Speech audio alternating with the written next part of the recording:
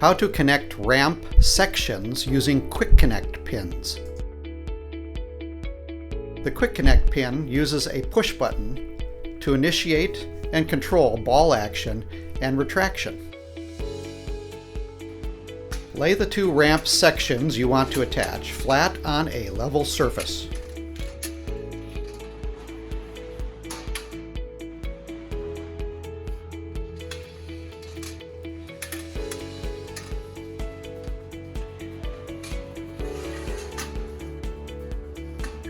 Line both sections of the ramp up. Insert the Quick Connect pins into the two ramp holes to connect them.